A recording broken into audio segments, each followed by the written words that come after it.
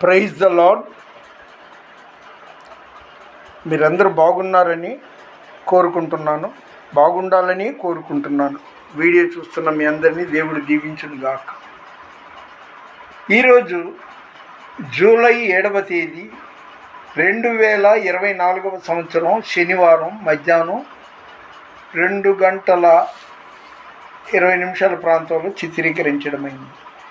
అంటే జూలై 6వ తారీఖు 2024 సంవత్సరం ఉదయం విజయవాడ సమీపంలో ఉన్న ముస్తాబాద గ్రామంలో పరిచర్య చేస్తున్న దైవ సేవకుడు బేతే రాజేష్ పాల్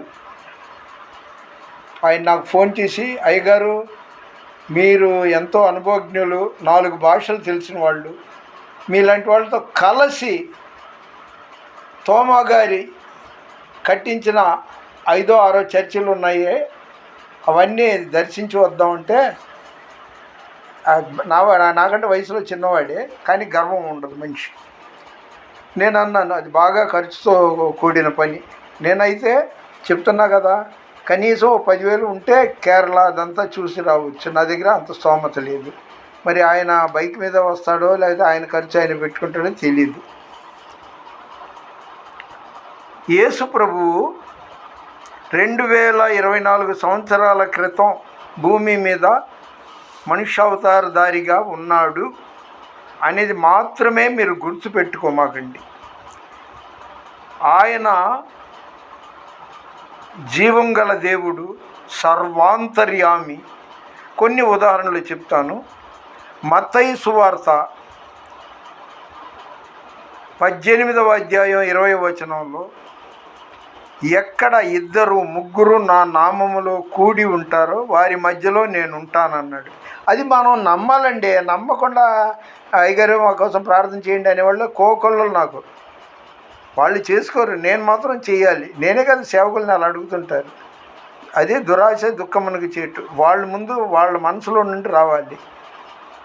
అలాగే మత్తయి సువార్త 28వ అధ్యాయం 20వ వచనం చివరిలో, ఇదిగో యుగ సమాప్తి వరకు సదాకాలం మీతో కూడా ఉన్నాను అని చెప్పాడు. అది మనం నమ్మాలి. యేసు ప్రభు ఎక్కడో కాదు, మనం చర్చికి వెళ్తేనే అక్కడ ఉంటాడని అక్కర్లా.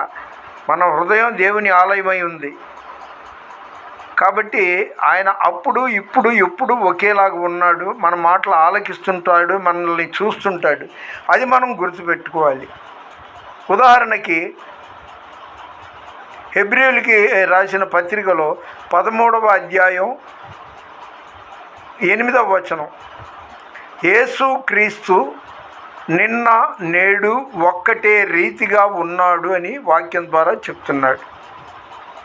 అలాగే పాత నిబంధనలో కూడా యెహోవానైన నేను మార్పు లేని వాడను అని నమ్మాలండి. నమ్మాలి.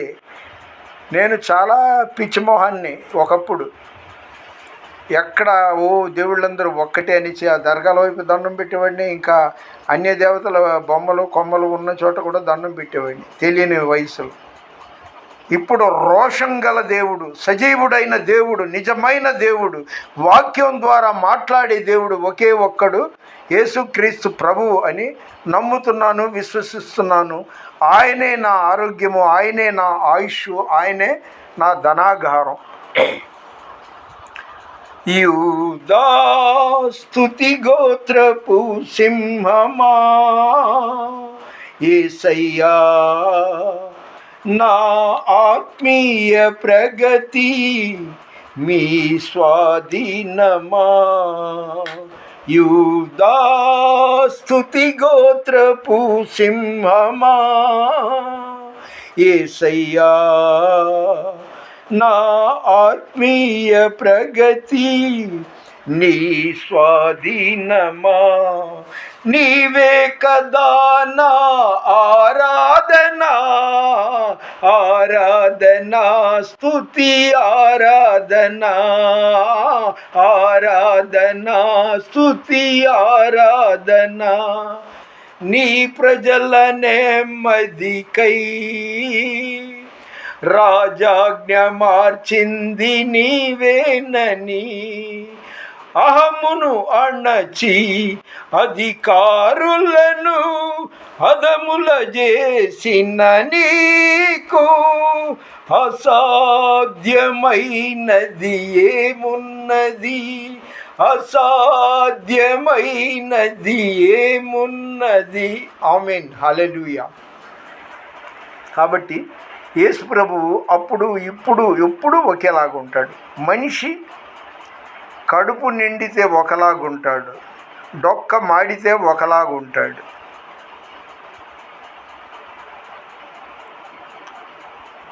మనం మన జీవితంలో పరిస్థితులను బట్టి మారిపోతుంటాం. నా కుటుంబంలో దూరపు బంధువులు ఉన్నారు, ఒకళ్ళిద్దరు. వాళ్ళు భర్తలతో గొడవపడి చాలా ఘోరంగా నన్ను ఆశ్రయిస్తే వాళ్ళ కోసం నేను కోర్టుల చుట్టూ, ఇది నేను దేవుని సేవకుడు కాకముందు కోర్టుల చుట్టూ, పోలీస్ స్టేషన్ల చుట్టూ, కలెక్టర్ చుట్టూ తిరిగేవాడిని. ఈ మాట ఎందుకంటే వాళ్ళ పేర్లు చెప్పట్లేదులే, వాళ్ళు నాకు ఏదైనా దగ్గర దూరం అనేది కూడా చెప్పట్లా. ఆ అమ్మాయిలు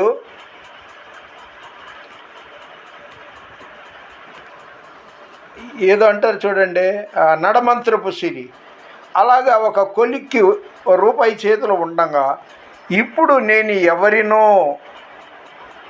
నన్ను పట్టించుకోరు, చూడరు, నా మాట వినరు. సరే, యెహోవా వీరే, యెహోవా ఈరే అంటే దేవుడే చూసుకుంటాడు. అంటే మనుషులు ఆనాడు నా కాళ్ళు పట్టుకున్నట్టు కన్నీళ్లు పెట్టారు. ఈనాడు ధనగర్వంతో అతను ఎవరో మన బంధువు కాదు, అతని ప్రసక్తి ఇప్పుడు ఎందుకులే అనే స్థాయికి ఎదిగారు. నా మట్టుకు నేనైతే చచ్చిపోయాను అనుకోండి, ఒట్టి చేతులతో వెళ్ళిపోతాను. నేను పుట్టినప్పుడు ఒట్టి చేతులతోటే భూమి మీద వచ్చాను. కాబట్టి మనిషి పరిస్థితులను బట్టి మారుతుంటాడు. మళ్ళీ చెప్తున్నా, హెబ్రీ 13:8 యేసుక్రీస్తు నిన్న నేడు ఒక్కటే రీతిగా ఉన్నాడు. అలాగే పాత నిబంధనలో కూడా ఓ మాట ఉంది, యెహోవానైనా నేను మార్పు లేని వాడనని. ఆయన మారడు మారడు మారడు. మనం మారుతుంటాం. కానీ పెడితే పెళ్ళి కూడు కాదు, కొడితే చావు కూడు కాదు. మనం ఎల్లప్పుడూ దేవునితో ఉండాలి, దేవునిలో ఉండాలి. ఇటువంటి రోషం గల దేవుడు, దీర్ఘశాంతుడైన దేవుడు, నిజమైన దేవుడు, సర్వశక్తిమంతుడు, మృత్యుంజయుడు. ప్రపంచంలో దేవుళ్ళు దేవతలు అనే వాళ్ళు ఎవరైనా ఎక్కడైనా ఉన్నారా? ఇంపాసిబుల్. కాబట్టి దయచేసి యూట్యూబ్లో వీడియో ద్వారా చూస్తున్న నా ప్రియమైన దైవజనమ, మీరు బాధలో ఉన్నారా? ప్రార్థన చేసుకోండి. సంతోషంగా ఉన్నారా? కీర్తనలు పాడండి. ఇది యాకోబు పత్రిక 4వ అధ్యాయం 1వ వచనంలోనో ఎక్కడ ఉంది, 5వ వచనంలోనో, 5వ అధ్యాయంలో 4వ అధ్యాయంలో. మీలో ఎవరికైనా శ్రమ కలిగినా అతడు ప్రార్థన చేయవలను, అంటే దేవునితో మాట్లాడాలి.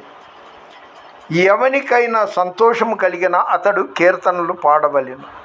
కాబట్టి చెప్తున్నాను, న్యాయంగా ఇప్పుడు నాకు నడువు నొప్పినో, కాళ్ళు చేతులు లాగుతుందనో, దగ్గు పడిసమనో 66 నా ఎదురుగా నాకంటే చిన్నవాళ్ళు ఎందరో అంటుంటారు, అనుకుంటుంటారు. దేవుడి దయ వల్ల ఇంత వృద్ధాప్యంలో ఒకవేళ వస్తే ముసలితనం కదా, అందుకే వచ్చిందేమో అని సరిపెట్టుకుంటా. కానీ నా దేవుడు ఇవాల్టి వరకు కూడా నన్ను ఆరోగ్యవంతుడు. అందుకే ఇక ముగిస్తున్నా. మలాకి 4వ అధ్యాయంలో ఒక మాట ఉంది,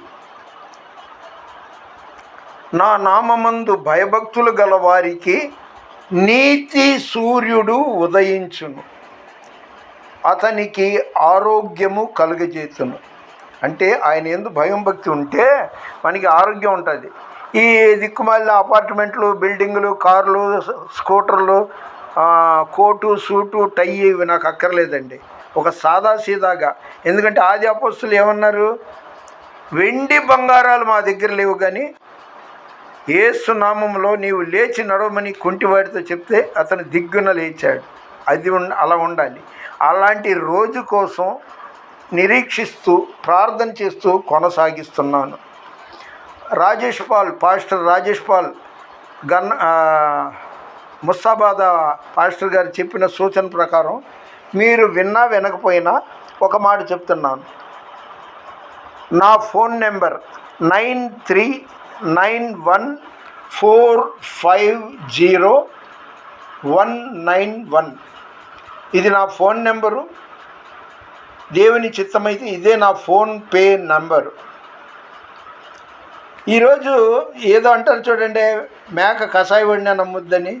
అలాగా ఒక ఆయన విజయవాడలో పెద్ద సేవకుడు, రాజమండ్రి వైజాగ్లో, ఆయన యవనస్తుడే, విజయవాడలో పెద్ద చర్చి కడుతున్నాను, ₹1 కోటి నాకు ఫోన్పే ద్వారా విరాళాలుగాను పంపండి అన్నాడు. ఒకటి. ఇంకొక ఆయన్నే హనీ జాన్సన్ గారు, అదేవిధంగా విజయ్ కుమార్ గారు ఏమని పిలుస్తారంటే, టైటిల్ సరిపోయిన టైటిలే, ఎర్రి పప్ప. ఎందుకంటే మణిపూర్లో మన క్రైస్తవులకి చాలా ఇబ్బందులు, శిక్షలు జరిగింది. రాజస్థాన్లో ఎవరు పట్టించుకోవట్లేదు. ఈయన ఏదో పట్టించుకున్నట్టు, ఈయన వాళ్ళ కోసం కన్నీటితో దుఃఖపడుతున్నట్టుగా ఈ ఎర్రి పప్ప గారు వీడియోలు తెగ చేస్తుంటాడు. అలా చేసి వాళ్ళెవరికో ఇస్తానని ₹3 కోట్ల అనేకులు జాలిపడి ప్రేమతో ఇచ్చినవన్నీ మణిపూర్లో బాధితులకి ఇస్తారేమో అనుకొని పంపితే ₹3 కోట్ల పెట్టి ఆయన గారు బ్రహ్మాండమైన ఇల్లు కట్టుకున్నాడు. అంటే ఈయన ఇక్కడ మన తెలంగాణ ఏది అశ్వరావుపేట ఖమ్మం దగ్గర ఏదో ఊరు అయింది, అక్కడ ఈయన 3 కోట్ల ప్రజాసొమ్ముతో ₹3 కోట్ల పెట్టి పెద్ద బిల్డింగ్ కట్టుకున్నాడు. ఈయన అక్కడ కట్టుకుంటే మణిపూర్లో ఉన్న క్రైస్తవ బాధితులకి అందినట్ట.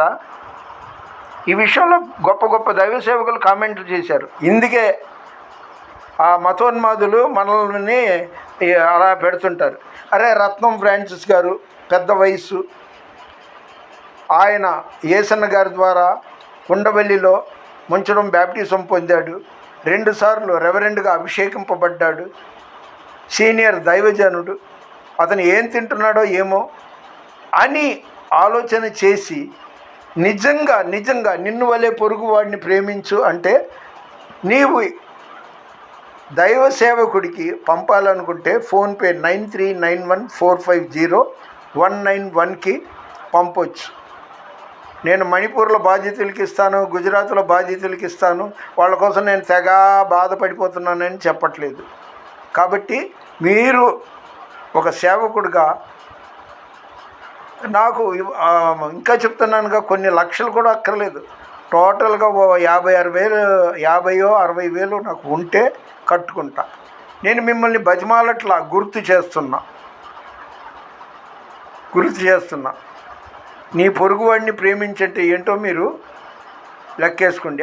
అదేవిధంగా మేలు చేయుట నీకు చేతనైనప్పుడు అతనికి మేలు చేయకుండా వెనుక తీయకుమనేసి సామెతల గ్రంథంలో ఉంది.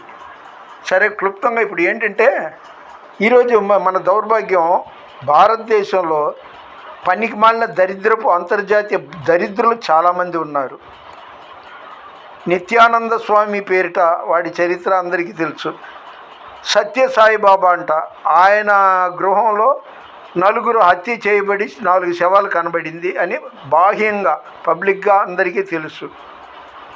అలాగే భోలే బాబా అంట, ఆ భోలే బాబా నిలబడి ప్రసంగం చేసి వెళ్ళిపోతే అతను పాదాలు ఉంచిన చోట ఆ మట్టిని కొద్దిగా కడుపులో నీళ్ళలో కలుపుకొని తాగితే మంచిదంట. అలాగే మన ప్రధాన మంత్రి మోదీ గారు 3 రోజులు నేను తపస్సు చేశాను అన్నాడు. నేను దాదాపు దైవాంశ సంభూతుడిని అని తనని తాను హెచ్చించుకోబట్టి ఆయన అనుకున్నంత ఎక్కువ సీట్లు వచ్చిందో రాలేదో మీకు తెలుసు. దేవుడితో మనల్ని పోల్చుకోకూడదండి, మనల్ని తగ్గించుకోవాలి. ఆ బోలేబాబా అని కాదు, ఇంకా పరిపూర్ణానంద స్వామి, చిత్ర విచిత్రమైన వాళ్ళు. అలాగే సికింద్రాబాద్, హైదరాబాద్ నుండి ఐజక్ గారని ఒక ఆయన వచ్చాడు ఒక 7-8 ఏళ్ల క్రితం విజయవాడ బిషప్ అజ్రయ్య గ్రౌండ్లో. ఆయన నీడ పడితేనంట అందరికీ స్వస్థతలు కలుగుతుందంట. నేను ఆయన్ని వెళ్ళి గట్టిగా అడిగితే, బ్రదరు మనం విశ్వాసంతో మన దగ్గరికి వస్తారు, ప్రార్థన చేస్తాం, చేసి మాత్రలు వాడగానే మనకి బాగవుద్ది కదా అని సమర్థించుకున్నాడు. అలాగే ఒక ఆయన దగ్గర కర్చీపులు కొని లేదా ఆయిల్ కొంటే దాని ద్వారా స్వస్థతలు జరుగుతుందంట. వీళ్ళ పబ్లిసిటీ వల్ల ఇది చేసుకున్నారు. దేవుని హెచ్చించాలి, మనం తగ్గించబడాలి. అందుకని మరొక్కసారి చెప్తున్నాను, నాకైతే చెప్తున్నాగా, రోమా 8:28 ఎక్కడ ఉంది,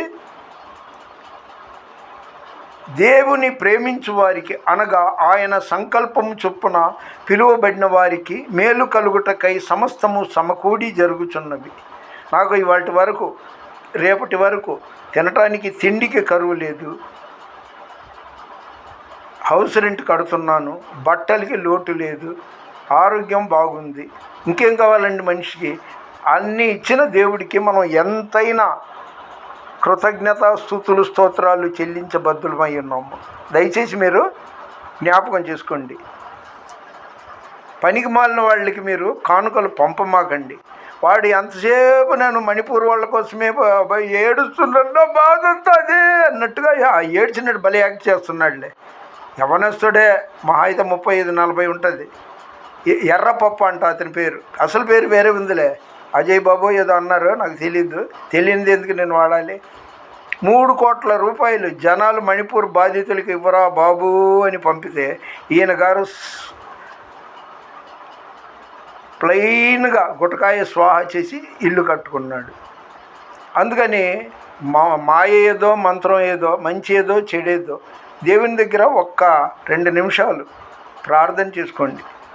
ఇవన్నీ ఫ్రాన్సిస్ గారు తనకి అందరూ డబ్బులు పంపేస్తారు అనే ఆలోచనతో పెట్టాడేమో అని. లేదు, మీరు పంపకపోయినా పర్వాలేదు, కానీ సత్యం గ్రహించండి. మన దేశంలో బాబాలకే కొదవలేదు. అసలు నిజదేవుడు, రోషం గల దేవుడు, జీవాధిపతి వాక్యం ద్వారా మాట్లాడి దేవుడిని వదిలేశారు. ఇది ఎంతో దురదృష్టకరం. భారతదేశంలో ఈ చెత్త ఆలోచన ఆచారాలు చాలా ఉన్నాయి. మన వినికిడిలో దేవుడు ఈ కొన్ని మాటలు దీవించునుగాక. దేవుని పరిచర్యలో మీ రత్నం ఫ్రాన్సిస్.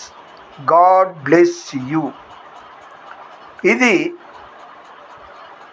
జీసస్ పవర్ ఫ్రాన్సిస్ ఛానల్లో 613వ వీడియో.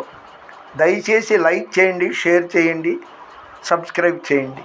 God bless you.